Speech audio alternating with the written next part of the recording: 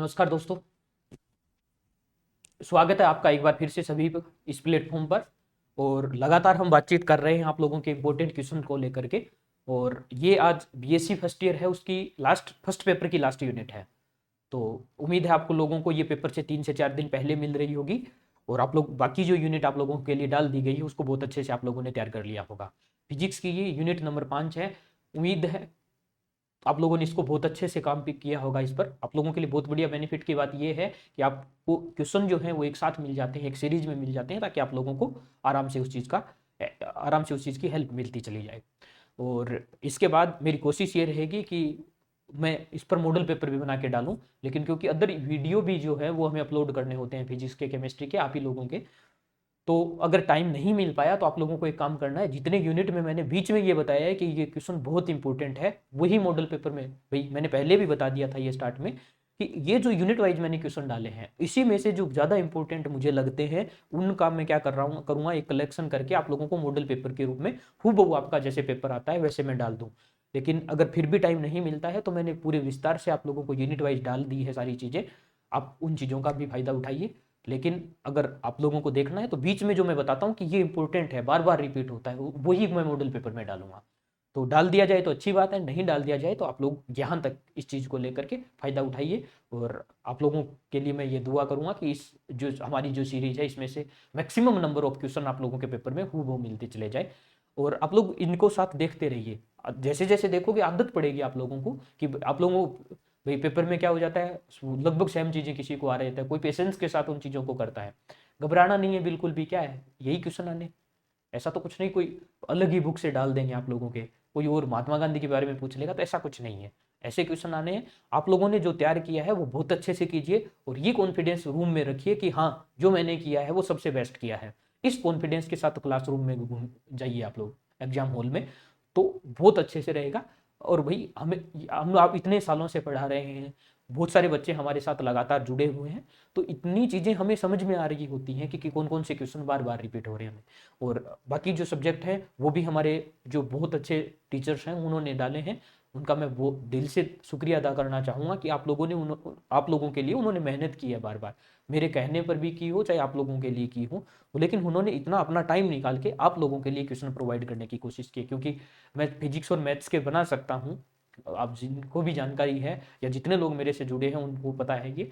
बाकी केमिस्ट्री है, बॉटनी है, जूलॉजी, सब ने आप लोगों की हेल्प के लिए कि सर आप अगर आप बच्चों तक ये चीज़ें कर रहे हैं तो हम आप लोगों की हेल्प करेंगे। चलिए हम आज जुड़ते हैं डायरेक्ट आप लोगों की इस लास्ट यूनिट के साथ। बेस्ट ऑफ लक आप लोगों को एग्जाम के लिए तो उससे पहले, और जुड़िए इस चीज़ के साथ।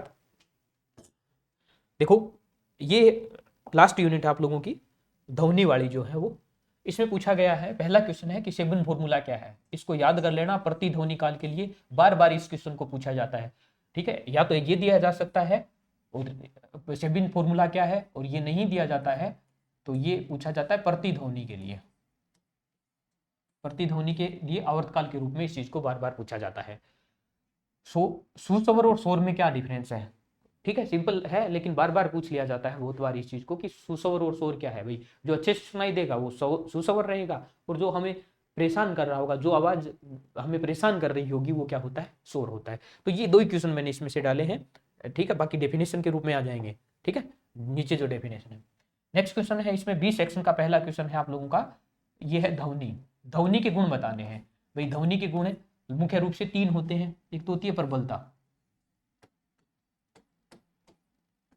और नेक्स्ट ध्वनि का गुण होता है तारतम्य। ठीक है, प्रबलता और तारतम्य जो होता है वो क्या होता है, प्रबलता का मतलब होता है कि कोई आवाज या कोई ध्वनि हमें कितनी तेज सुन रही है या कितनी धीरे सुन रही है। जैसे किसी की आवाज बहुत तेज होती है, किसी की बहुत स्लो होती है, तो वो किसके कारण होता है, प्रबलता के कारण होता है, प्रबलता के कारण होता है वो चीजें।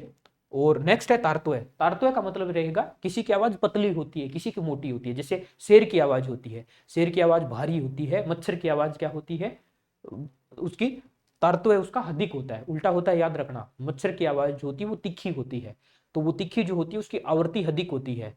और शेर की जो आवाज होती है वो भारी होती है, तो उसकी आवृत्ति क्या होती है, ज्यादा, आवृत्ति कम होती है उसके लिए, मच्छर के लिए ज्यादा होती है। तो ये दोनों मेनली डिफरेंस होते हैं, प्रबलता और तारतम्य दोनों मेन होते हैं। और तीसरा जो गुण होता है वो होता है जैसे स्पेसिफिक आवाज हमें पहचाननी होती है। मान लो आपके घर पे कोई आपके पापा जी है या अंकल जी हैं, दोनों की आवाज लगभग अगर सेम है फिर भी वो बोलते हैं तो आप पहचान जाते हो कि दोनों में से कौन से हैं। तो उनकी प्रबलता और तारतम्य दोनों लगभग सेम होते हैं, लेकिन उसके बावजूद अगर हम पहचान जाते हैं तो वो ध्वनि का तीसरा गुण होता है। तो ये 3 गुण आप लोगों को लिखने हैं। पहले जो दोनों हैं वो ज्यादा इंपॉर्टेंट है प्रबलता और तारतम्य के लिए, बहुत अच्छे से इस चीज को समझ लेना है। आवाज तेज सुनाई देगी, उसकी प्रबलता अधिक होगी और उसकी तीव्रता भी अधिक होगी। तीव्रता पे डिपेंड करती है प्रबलता।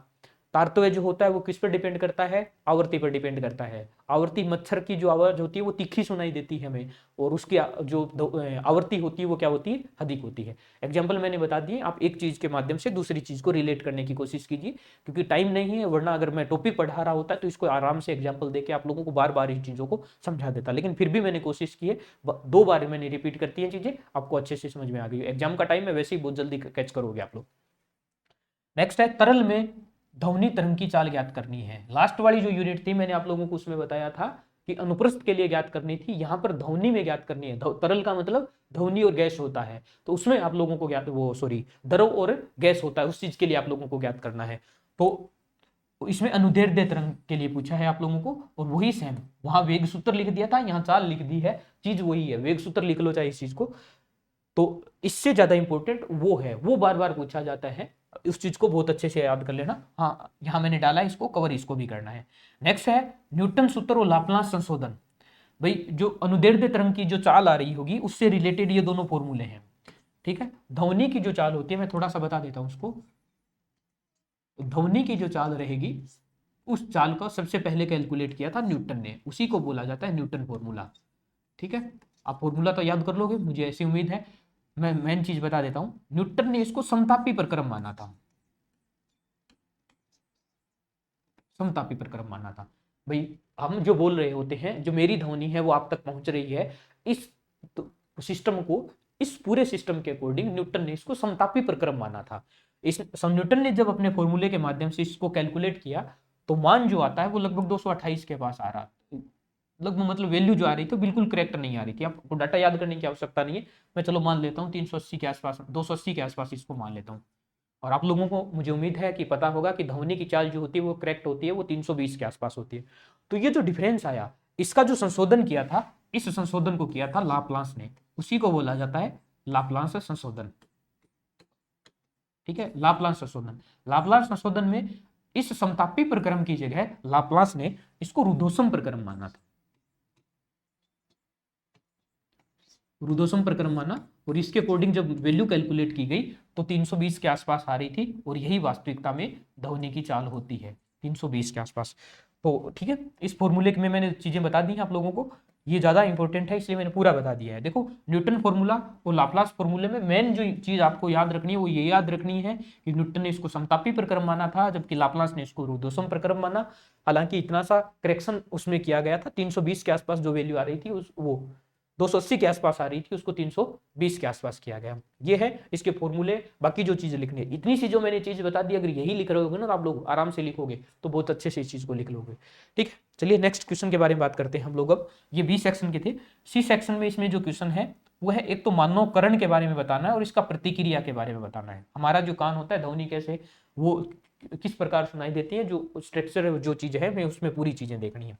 नेक्स्ट है संगीत पैमाना और स्रोत, इन दोनों के बारे में देखना है। भाई ये दोनों चीजें देखनी है, तो ये 2 क्वेश्चन देख लेना। बाकी मेरी आप लोगों को राय ये है कि 3 नंबर और 4 नंबर जो यूनिट है वो दोनों एक जैसी हैं लगभग, और ये मान के चलिए उन दोनों यूनिट्स में से अगर आप लोग तैयार करोगे तो दोनों क्वेश्चन आप लोगों को मिल जाएंगे। तो यूनिट नंबर 3 और यूनिट नंबर 4 है, उससे सी सेक्शन का क्वेश्चन बहुत अच्छे से तैयार करने की कोशिश कीजिए। और ये आप लोगों की थी यूनिट नंबर 5 और लास्ट फर्स्ट पेपर की। सेकंड पेपर की यूनिट भी आप लोगों के जो पेपर होंगे उससे पहले धीरे धीरे मिलने स्टार्ट हो जाएंगी। मैंने बहुत अच्छे से टाइम टेबल आप लोगों का बना लिया है कि कौन सी क्लास कैसे अपलोड करनी है, कब करनी है। जनरली लगभग 2 से 3 क्लासें आप लोगों की रेगुलर अपलोड होंगी। वो सब्जेक्ट मान लो किसी दिन फिजिक्स की हो रही है, उसके साथ बॉटनी की हो रही है, ऐसे होती जरूर रहेंगी, लेकिन आप लोगों को लगभग 2 क्लासें डेली मिलती चली जाएंगी। तो बहुत अच्छे से आप लोग कीजिए। और ये आप लोगों की फर्स्ट पेपर की लास्ट यूनिट थी, तो उम्मीद है आप लोग बहुत अच्छे से इसको तैयार करोगे।